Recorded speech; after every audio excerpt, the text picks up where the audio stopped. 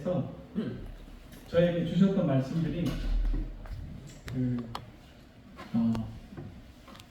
비판하지 말라, 그리고 이렇게 저렇게 헤아리지 말라라고 하는 말씀을 저에게 주셨습니다. 저에게.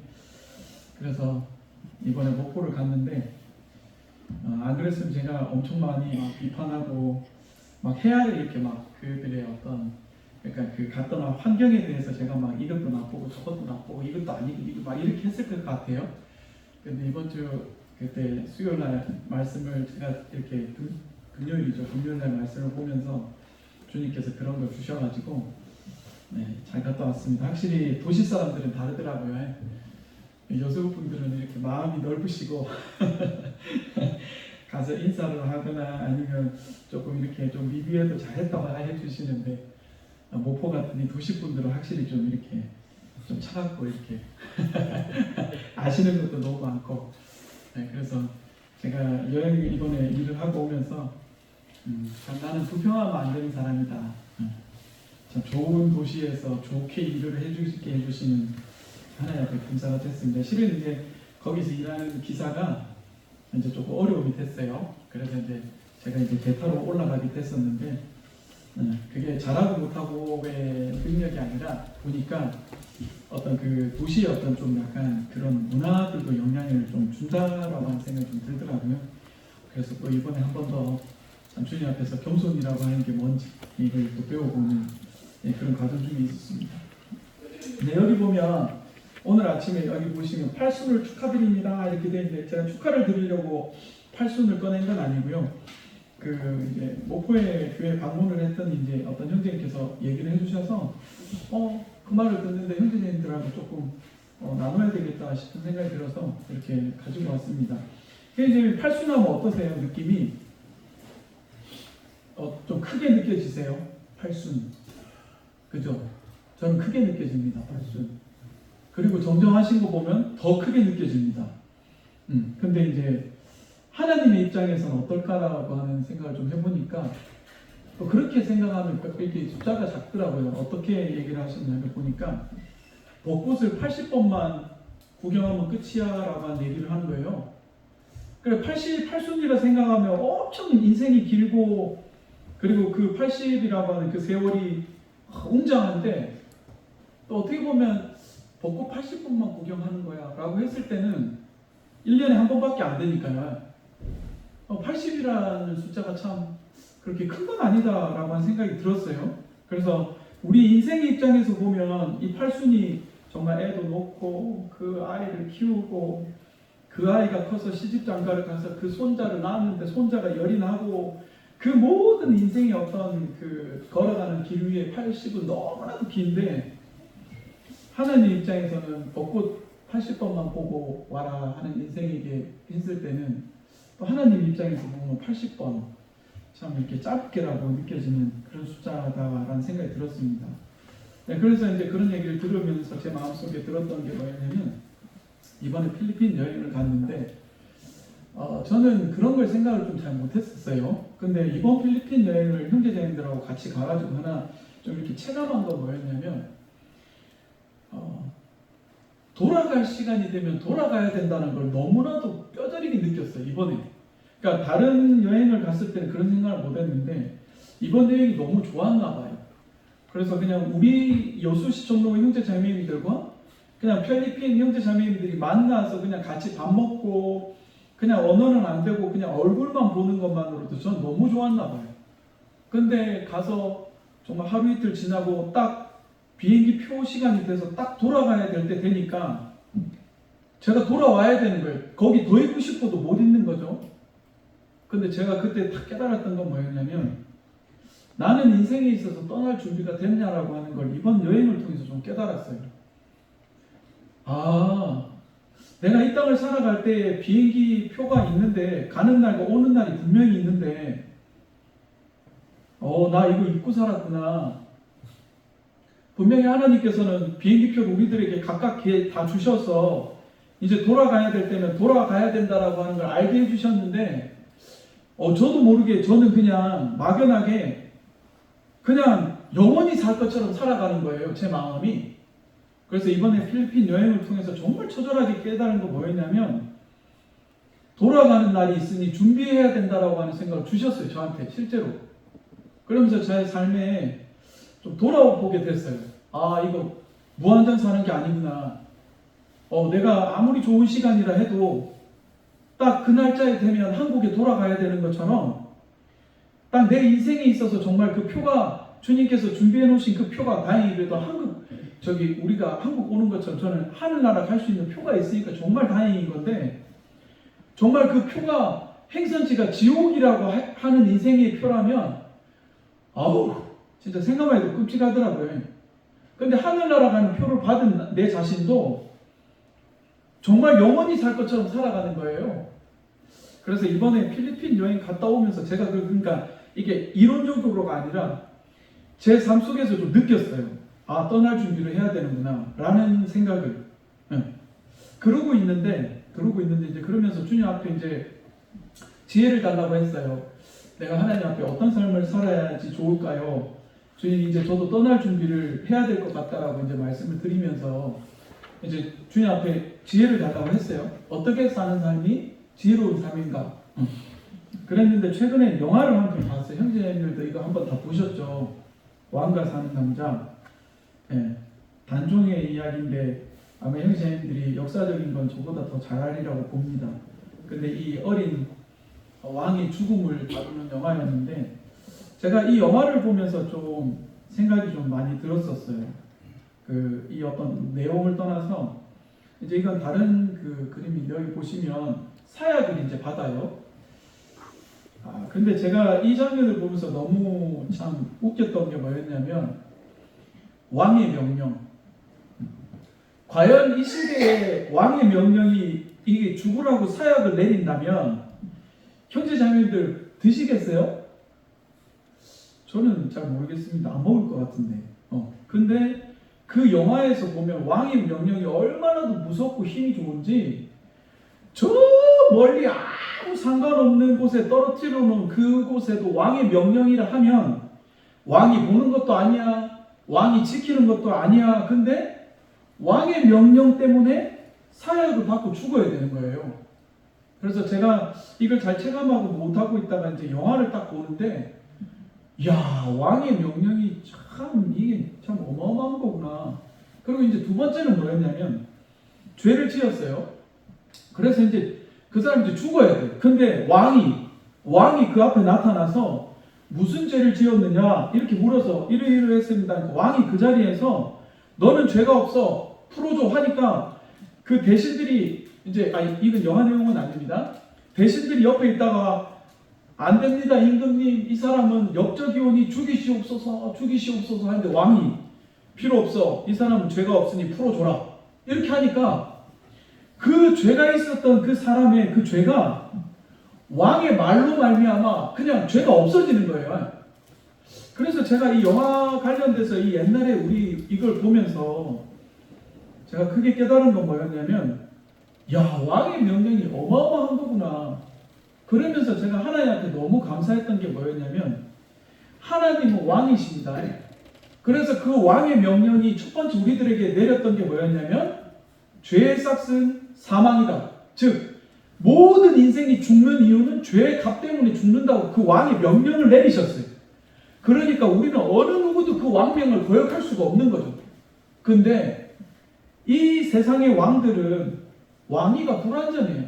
아까 그 영화 보시면 그 왕이 쫓겨나, 그 권세를 가진 왕이 쫓겨나고 다른 왕이 서가지고 그 왕의 명령으로 그 왕을 죽여버리는 겁니다. 그래 능력이 없어. 왕들이라고 하는 능력이 있는데 이 땅에서 왕들이 이게 없는 거예요. 근데 우리 하나님의 왕은 영원하신 분이시죠. 근데 인간의 왕들은 이렇게 자기 마음대로 변하는 거예요. 근데 우리 하나님의 왕은 변함이 없으셔요. 근데 그 하나님께서 명령을 내리십니다. 주 예수를 믿으라. 그리하면 너와 내 집이 구원을 받는다. 이 명령이 어마어마한 겁니다. 그리고 하나님께서 말씀하세요. 내가 너희의 죄를 기억하지 않겠다. 그래서 제가 이걸 보면서 주님 앞에 펑펑 울었어요.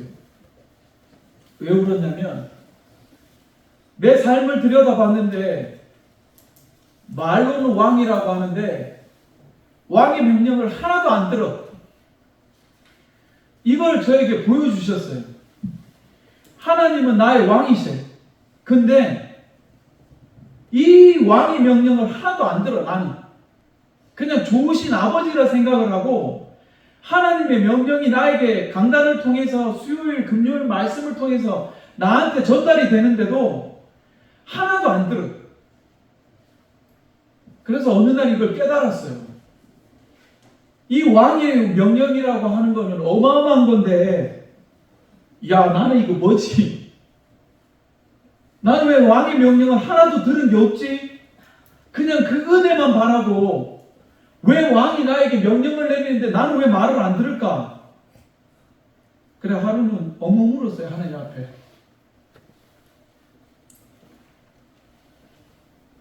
미안해서. 그래서 최근 필리핀을 갔다 와서 하나님 앞에 주님 이제 돌아가야 될 때인데 주님 지혜를 주십시오. 어떻게 사는 게 하나님 앞에 지혜로운 삶입니까? 이렇게 기도를 하는데 제 마음에 이 왕에 대한 생각을 하게 해주셨어요. 그러면서 저한테 물어보시는 거예요. 너는 왕의 명령을 지켰느냐라고. 그래서 제가 형제 자매님들에게 지금 율법의 굴레를 씌운다든지 그 마음속에 어떤 말씀을 지키지 않은 거에 정죄함을 드리려고 하는 말씀은 아니에요. 그냥 형제 자매님들도 한번 생각 한번 해보십시오. 이건 저에게 주신 걸 그냥 간증하는 것 뿐이니까 마음속에 그렇게 크게 염려는 가지시지 마십시오. 그러면서 제가 최근에 이제 말씀을 보고 있는데 어떤 말씀이냐면 그런 말씀이 나와요. 이제 이스라엘 백성들을 40년을 통해 가지고 이제 하나님께서 가나안 땅, 그 젖과 꿀이 흐르는 땅을 보여주세요. 근데 이제 이스라엘 백성들이 완악해져 가지고 하나님 앞에 울면서 그들은 기골이 장대하고 우리는 메뚜기 같다고 하나님의 왕의 명령이 이미 그들에게 말씀하세요. 걱정하지 마라. 내가 너희들 싸워서 이기게 해줄 테니 들어가가 가나안 땅에만 가면 젖과 꿀이 흐른다는 그 명령을 받았는데 그들이 그 명령을 뒤로하고 막 하루 종일 울어요. 펑펑 울어요. 온 이스라엘 백성들이 우리 메뚜기 같아서 싸울 수도 없다고. 그때 하나님이 뭐라고 하시냐면 너희가 어찌하여 나를 믿지 못하고 너희가 나를 멸시하느냐라고 하는 그 말씀을 딱 제 마음속에 들려주시는 거예요. 제가 제 인생을 살아가면서 물론 어려움도 있고 두려움도 있고 무서움도 있을 때였는데 계속 교회를 통해서 제게 주님께서 말씀해 주시기를 평안하라, 염려하지 마라. 내가 너를 앞서 행해 주신다라고 하는 그 수많은 명령들이 있었는데도 불구하고 매일의 삶 속에서 무섭고 매일의 삶 속에서 두렵고 매일의 삶 속에서 힘들어하는 내 모습을 보면서 하나님께서 그렇게 말씀하시는 거예요. 나를 언제까지 멸시하겠느냐? 나를 왜 믿지 못하느냐라고 하는 그 말씀을 이스라엘 백성에게 하는데 저한테 하는 말씀으로 들리는 거예요. 그러면서 제 마음에 왜 왕의 명령이 내게 하달이 되고 그 왕이 괜찮다고 하시는데 그 왕이 나에게 모든 것을 다 좋게 말씀해 주시는데 나는 왜 그 왕의 말을 믿지 못할까? 그래서 하루는 울었어요. 진짜로 하나님 앞에 당신은 나의 왕이라고 말을 하는데 나는 왜 당신의 명령과 당신의 말씀을 온전하게 따르지 못했나? 왜 의심을 하고 있나? 의심했던 게 너무 부끄러운 거예요. 그냥 미안했어요.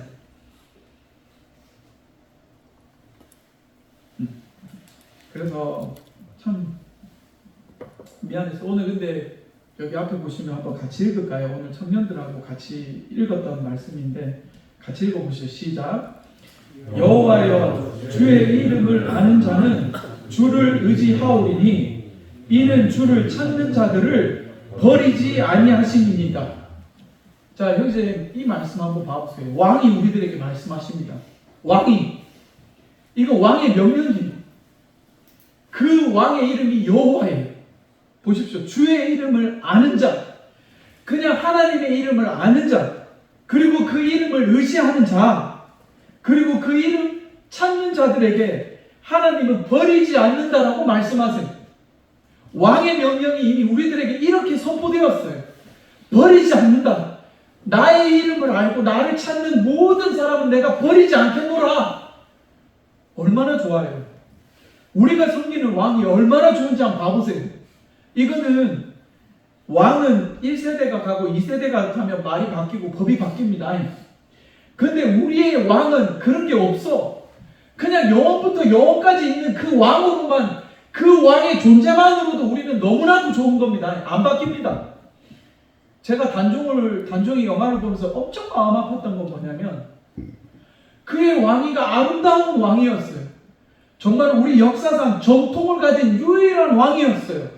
유일하게 한국에서 말하는, 조선에서 말하는 순수 혈통의 왕이 유일한 왕이었는데 그 왕이 어린 나이에 죽을 수밖에 없었던 거예요.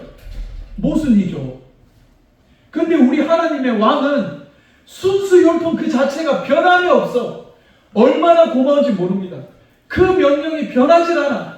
인생이 변한다 할지라도 그의 말은 변하지 않는다라는 그 말씀이 천지는 없어지겠으나 내 말은 없어지지 않는다는 그 말씀이 그런 의미인지 몰랐어요. 왕에 대해서 묵상을 하다 보니까 그 말이 어마어마한 말이에요. 나의 이 말이 천지는 없어져도 내 말은 안 바뀐다. 그거는 왕밖에 할 수 없는 말이에요. 그거는 절대 권력자, 정말 이 세상의 유일한 왕, 여호와 하나님 말고는 그걸 그렇게 말할 수 있는 사람 아무도 없어요. 그래서 제가 영화를 보면서 와, 이 왕이라고 하는 게 정말 어마어마한 거구나. 그 왕이 죄가 없다고 하면 죄가 없어지는 거고, 그 왕이 죄인이라 해서 죽으라면 죽어야 된다. 근데 제가 너무나도 감사한 건 뭐냐면 이 왕이라고 하는 거 우리들에게 가르쳐 주신 게 하나님, 역사를 통해서 나중에 보겠습니다. 그러고 나서 이렇게 보면 잠언 16장을 아마 형제님께서 보시면 인생의 길에 대해서 하나님께서 말씀하고 계세요. 잠언 16장에 제가 여러 가지가 있어서 그냥 그 형제님들께 잠언 16장이라고 하는 것만 말씀을 드리는데, 거기에 보면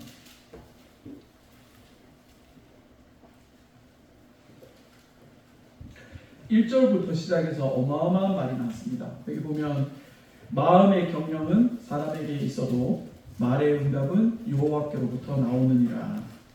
너의 행사를 여호와께 맡기라. 그리하면 내가 경영하는 것을 이루리라.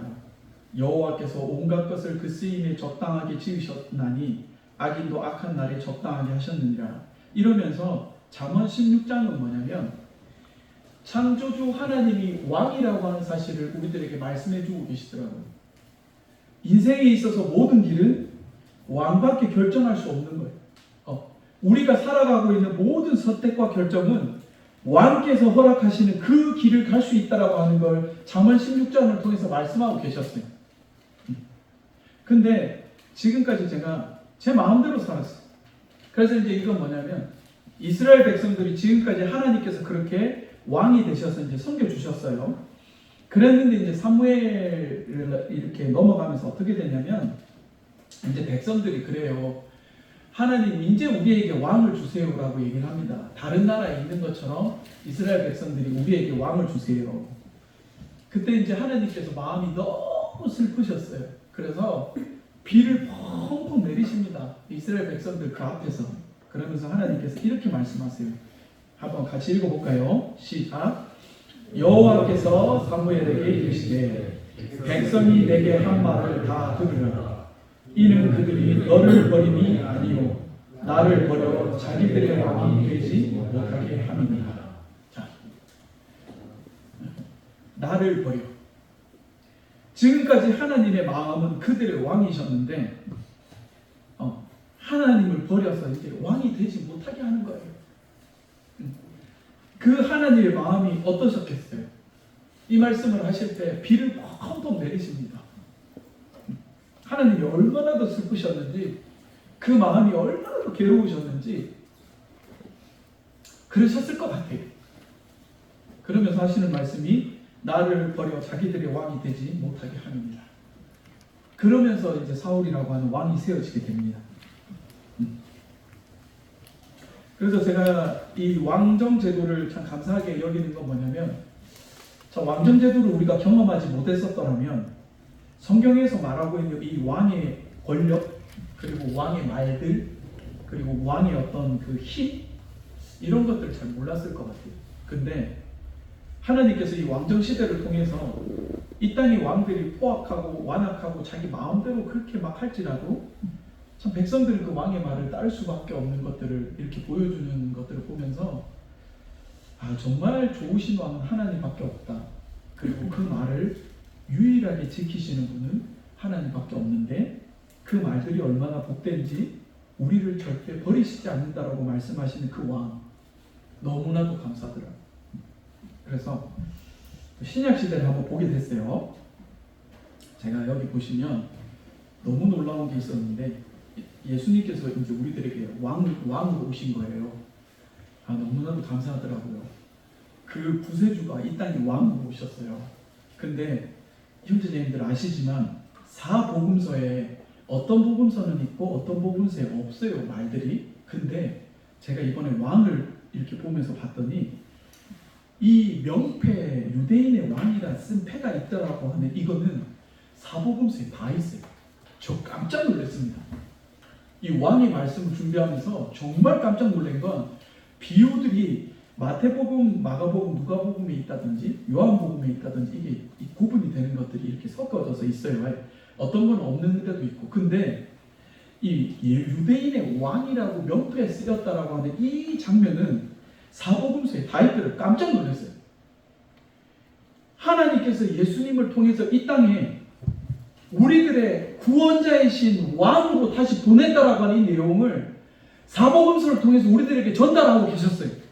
제가 이걸 보면서 그래, 내가 하나님이라고 하는 왕을 섬겼는데 그 왕께서 우리들의 죄를 위해서 용서하시기 위한 영원한 언약의 왕을 이 땅에 보내셔야 돼요. 왜냐하면 하나님의 그 말씀은 변하지 않는 말씀인데 더 중요한 게 있다면 이 예수라고 하는 왕이 와서 우리들에게 말씀하시되 너희들에게 대한 하나님의 죄를 용서한다라고 하는 왕의 명령이 이 땅에 있어야 했어요. 저 깜짝 놀랐습니다. 하나님이 왕이셔서 사람들에게 명령하셨어요. 한 번 죽는 것은 사람에게 정하신 것이고 그 후에는 너네들 다 지옥 간다라고 하는 그 엄벌의 왕의 명령이 있은 뒤에 하나님께서 예수님이라고 하는 왕을 이 땅에 보내셨어요. 그래서 그 왕이 우리들에게 말씀하십니다. 너희 죄를 다 가지고 내가 십자가에서 그 죄값을 다 이루었다. 왕이 선포하신 거예요. 몰랐어요. 성경에 보면 유대인의 왕이라고 얘기합니다. 이것도 이방인의 말을 통해서. 그래서 이 왕이 우리들에게 말씀하신 거예요. 너희 이제 죄 없어. 너네가 믿던 안 믿던 너네 죄는 없는 거야. 나의 왕이 너희들에게 명령하는 거야. 이제 죄가 없어. 놀랍죠? 오, 사복음서를 통해서 하나님께서 이렇게 하셨어요. 왕의 명령이 우리들에게 죄가 없다고 말씀하십니다. 그 죄값을 예수님께서 이미 다 이루었다 말씀하십니다. 너무 고맙지 않아요? 왕이 왕을 보냈어요. 그 왕이 왕을 보냈어요. 그 아들, 자기의 상속자이신 왕을 우리들에게 보냈습니다. 그리고 그 왕이 이 땅에서의 진정한 왕, 우리들에게 정말 왕이신 유일하신 육체를 가지신 떡과 잔을 통해서 우리들에게 행사할 수 있는 이 땅에서의 진정한 왕이신 예수님을 이 땅에 보내셨어요. 너무 감사했어요. 제가 그래서 왕에 대해서 생각을 하면서 제가 아까 울었다고 말씀을 드렸죠. 이처럼 이 왕에 대한 명령을 나는 듣고 있느냐라고 하는 그 질문 앞에 하나님께 너무 부끄러운 거예요. 그냥 이스라엘 백성처럼 나를 언제까지 멸시하고 나를 믿지 아니하겠느냐. 한편으로는 또 그런 말씀으로 위로를 받긴 해요. 형제자매들한테 정죄를 드리려고 하는 거 아니고 오해는 마시고요. 오병이어를 하고 난 다음에 제자들에게 얘기를 하시죠. 그때 제자들은 아이고 우리가 떡을 안 들고 가면 이러고 있습니다. 그러니까 예수님의 마음은 그게 아닌데 참 그들에게 어떤 하나님이 참 만나를 주신 것처럼 이스라엘 백성에게도 이렇게 하나님이 참 먹일 수 있고 이 능력을 베풀어 주는 걸 보여주셨어요. 그러니까 첫 번째는 그렇게 할 수 있다고 봅니다. 근데 두 번째는 이제 아시죠? 첫 번째 그 오병이어는 이제 성경에서 형제자매들도 아시지만 유대인을 통해서 하나님께서 기적을 베푸신 거고, 그리고 나중에 떡 7개로 하셨던 그 부분은 이제 이렇게 예수님을 믿지 않는 지역을 가셔서 예수님께서 하신 일인데, 그때도 동일하게 오병이어를 맛본 제자들의 반응이 너무 웃깁니다. 아이고 저희에게 떡이 없습니다 이러고 있습니다. 자, 그래서 어떤 그 장면을 보면서 하나님의 능력을 봤는데 지금 이스라엘 백성도 똑같잖아요. 그러면서 이제 그런 말씀들을 하시더라고요. 우리의 모습하고 똑같지 않느냐. 오늘 하나님께서 내게 베푸신 기적을 맛봤는데 내일 되면 언제냐 그랬다는 것처럼 나의 삶을 살아가고 있는 우리. 그래서 하나님께서 오병이어와 칠병이어를 통해서 2번이나 그 큰 기적을 보여주셨는데도 깨달지 못했던 이스라엘 백성들처럼 참 내 삶 속에서도 이런 크다란 깨달음을 주셨지만 나는 그걸 깨닫지 못하는, 그럼에도 하나님의 은혜가 우리들에게 있으니 참 이 하나님의 은혜가 너무나도 크다라고 하는 그런 간증들을 하는 걸 들으면서 저도 그런 생각을 했어요. 참 내가 지금까지 왕이라고 표현했던 이 왕이 참 나에게 명령을 내렸는데 나는 어떤 명령을 들었을까?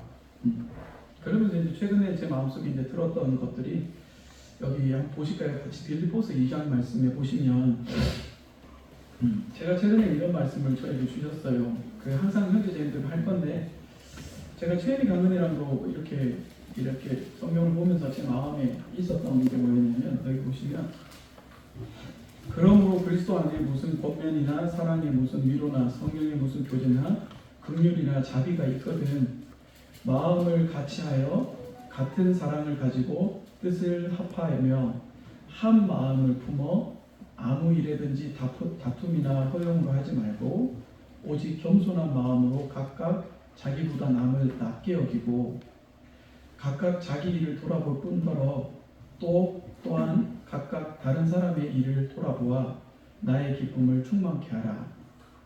너희 안에 이 마음을 품으라.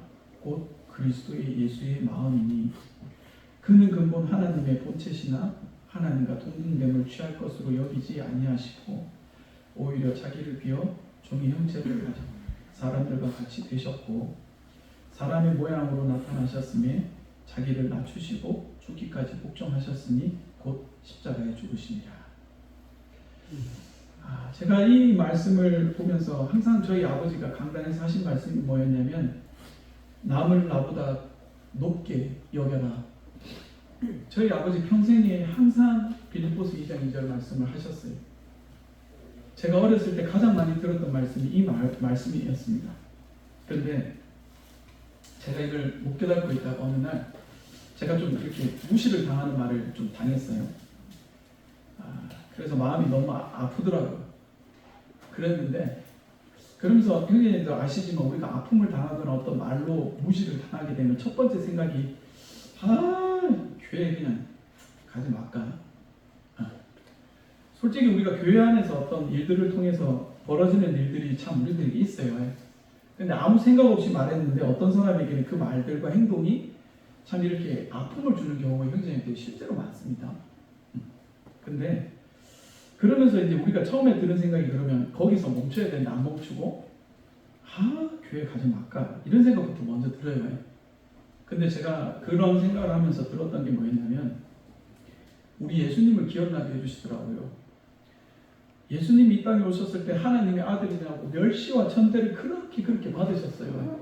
근데 고작 나는 그런 것도 아닌 말로 참 내 모습이 참 불쌍했어요. 주님을 기억하니까 주님이 당하셨던 그 모멸감과 멸시를 묵상하게 됐어요. 참 신기하죠. 평상시에는 잘 못 느끼다가 내가 멸시함을 당하고 무시함을 당해보니까 예수님이 이제 생각나는 거예요. 그게 인생인 것 같아요. 그러면서 주님을 묵상하니까 손가락질 받으시고 침을 뱉으시고 아까 보셨잖아요. 왕인데 갈대로 꺾어가지고 머리 가시 면류관을 쓰시고 그걸 막 희롱하고 근데 주님이 그걸 왜 참으셨는지를 가만 생각하니까 마음이 미어지는 게 교회를 위해서 그렇게 하신 거예요. 내 마음이 너무 아프더라고요.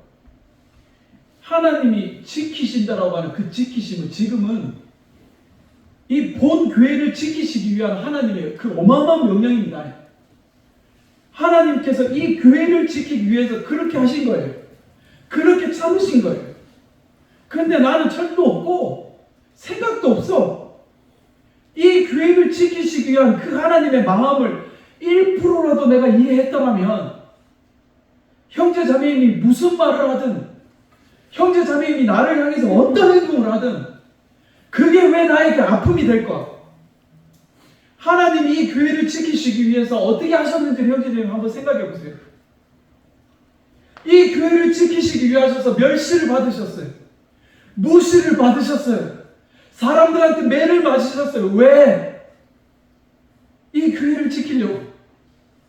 형제 자매임을 지키시려고. 근데 그걸 제가 깨달지를 못하고 있었어요. 이 왕이라고 하는 걸 못 깨달아가지고 이 왕의 명령이 얼마만큼 대단한지를 못 깨달아가지고 예수님께서 교회를 지키시려고 하셨던 그 지킴을 제가 몰랐어요.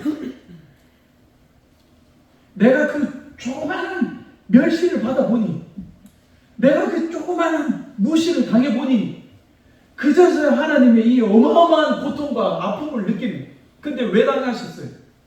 형제 자매임을 지키시려고 이 교회를 지키시려고 나를 위한 게 아니에요. 제가 깜짝 놀랐어요. 그러면서 주님 앞에 계속 기도를 드렸던 게 뭐냐면 지혜를 달라고 기도했어요. 형제 자매 우리 돌아가야 됩니다. 비행기 표가 다 되면 우리 돌아가야 돼요.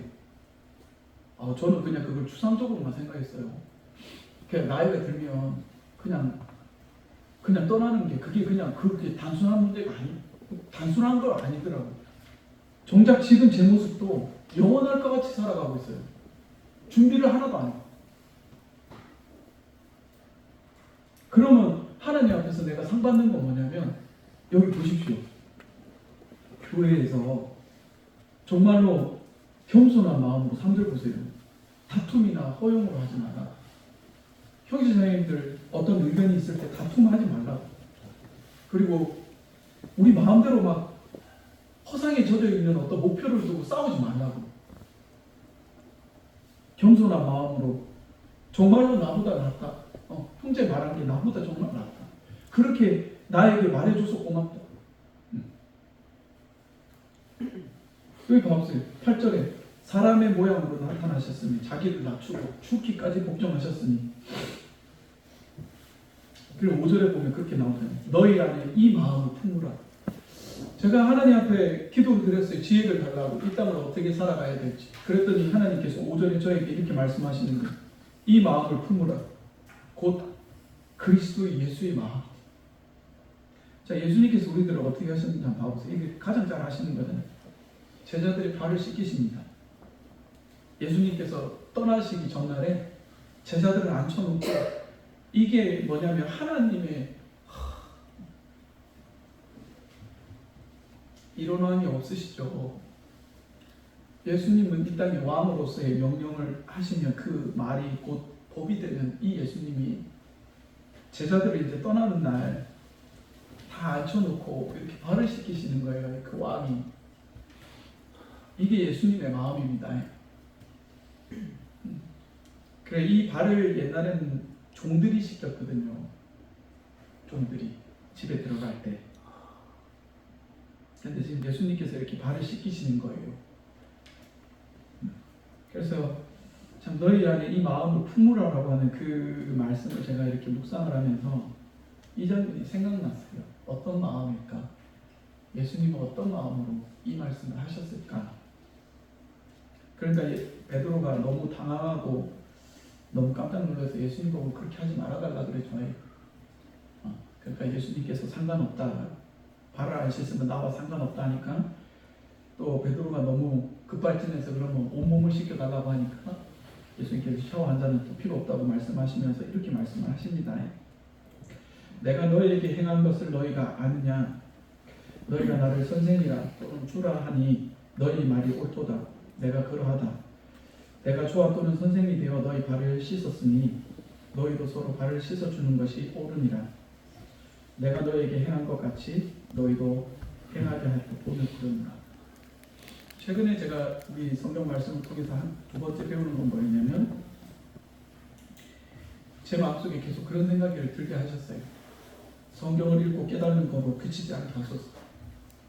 정말로 수요일날 금요일날 주신 말씀을 주여 행하게 하소서라고 하는 제 마음속에 기도 제목들이 있었어요. 근데 주님께서 이렇게 말씀하세요. 너희도 행하게 하려 본을 보여노라. 제가 이 말씀을 듣는데 내가 형제 자매님들한테 정말로 종처럼 섬기는 그것이 하늘나라 갔을 때 하나님 앞에 상급받는 일이구나. 주님께서 그 마음을 품었고 그렇게 행하셨던 그렇게 행함이 참 하늘나라 갔을 때 하나님이 나를 기억해 주시는 거구나.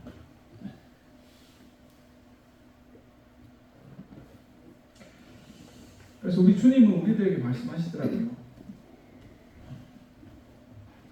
어떤 가르침을 제가 현대 자녀들에게 교제를 나누더라도 제가 배워서가 아니라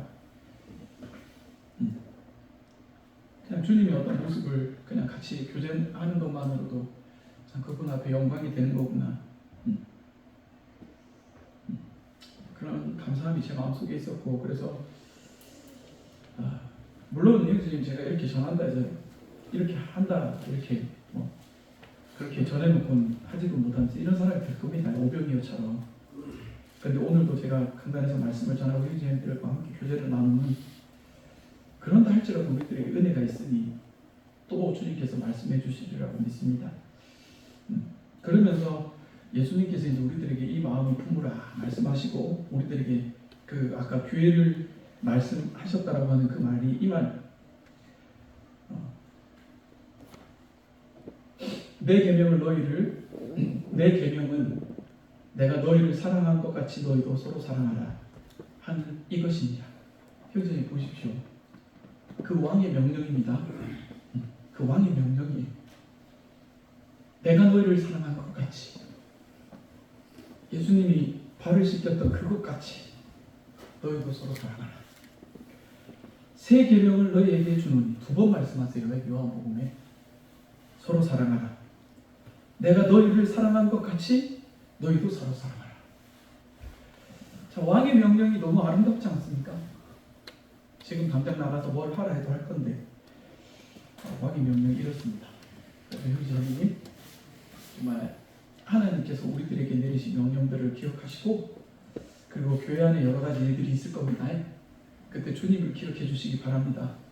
주님이 이 교회를 지키시기 위하셔서 어떠한 멸시를 당하셨는지 그리고 어떠한 고난을 당하셨는지를 묵상하게 되면 아마 형제자매들 마음속에 응어리 섰던 거 그리고 화가 났던 거 이런 게 형제님 다 풀릴 겁니다.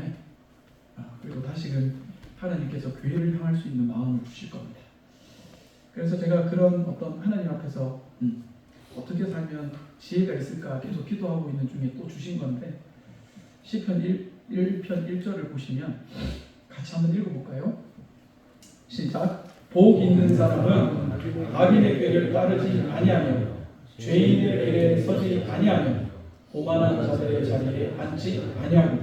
자, 시편 1장 1편은 굉장히 중요하잖아요. 시작을 여는 장이며 세상의 모든 원리가 이 속에 있습니다.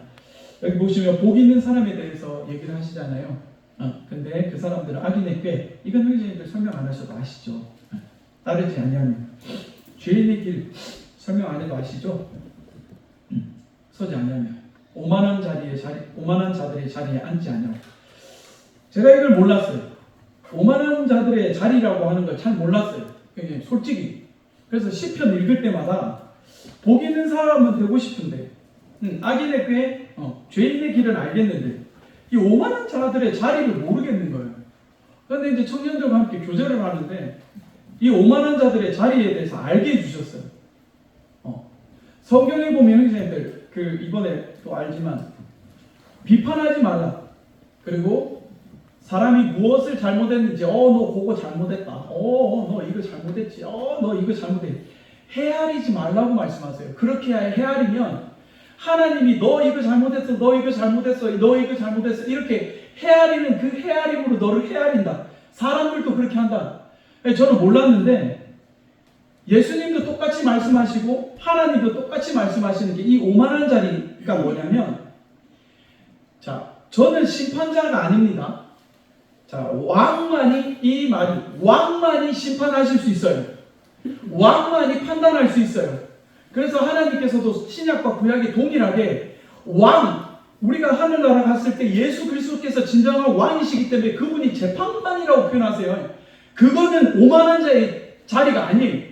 왜? 그분은 자격이 되는 거기 때문에. 근데 이 오만한 자들의 자리라고 하면 뭐냐면 자격이 안 돼. 나는 재판관이 아닌데 재판관의 자리에 서서 사람을 이렇게 저렇게 판단하고 함부로 말하는 것. 저 몰랐습니다. 깜짝 놀랐습니다. 이 오만한 자의 자리라고 하는 게 어느 순간에 내가 하나님의 자리에 앉아가지고 사람을 판단하는 거예요. 제가 몰랐죠. 알았으면 그렇게 안 했죠. 그러면서 성경은 계속 얘기를 하는 게 뭐냐면 판단하지 마라. 아까 보셨던 것처럼 예수님조차도 제자들에게 얘기할 때 나의 본을 받아라. 제자들에게 예수님을 믿는 안 믿는 사람들한테 함부로 손가락질하라. 빌립보서는 그렇게 얘기하지 않습니다. 앞에 있는 사람이 귀하니 그 사람을 판단하지 마라. 네 눈에는 전봇대가 들어있고 그 사람이 가지고 있는 건 참깨밖에 안 되니 내가 그 사람을 판단하지 말라고 설명을 통해서 계속 얘기해 주시는데 몰랐어요. 그게 오만한 자리입니다. 하나님만, 왕만이 내릴 수 있는 그 판단, 왕만이 내릴 수 있는 죄 정함, 왕만이 할 수 있기 때문에 그게 왕이 죄를 정하는 그 길을 어느 인생도 하지 말라고 말씀하고 계세요. 그게 오만한 자의 자리더라고요. 제가 하나님 앞에 얼마나 미안했는지 몰라요.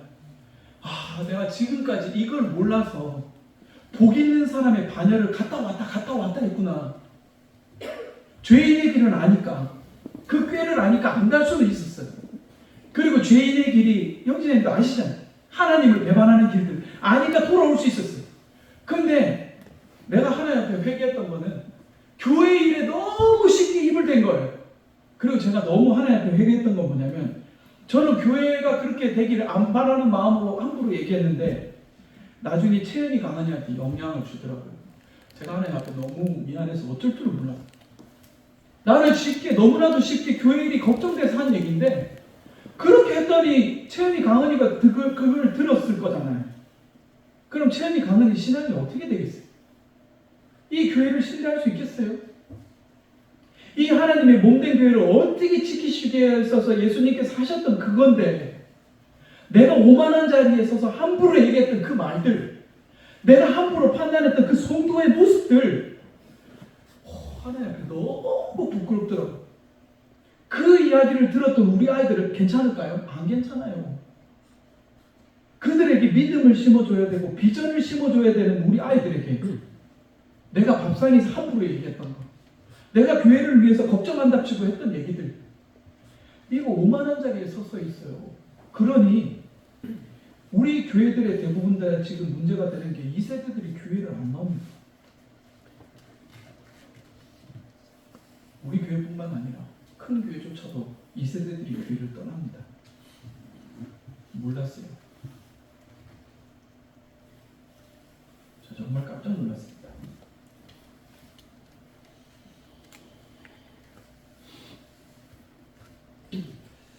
그래서 하나님 앞에 첫 번째는 왕이신 하나님 앞에 너무 미안했고, 두 번째는 그 명령을 하나도 지키지 않은 거에 대해 너무 미안했고, 그리고 너무 감동인 건 이 땅에 왕으로 예수님께서 오셔가지고 정말 그 명령이 이 땅에서의 모든 죄를 용서해 주셨다는 그 말이 너무나도 감동적이었고, 그리고 제게 지혜를 주신 건 복 있는 사람이면 오만한 자리에 자리 앉지 마라.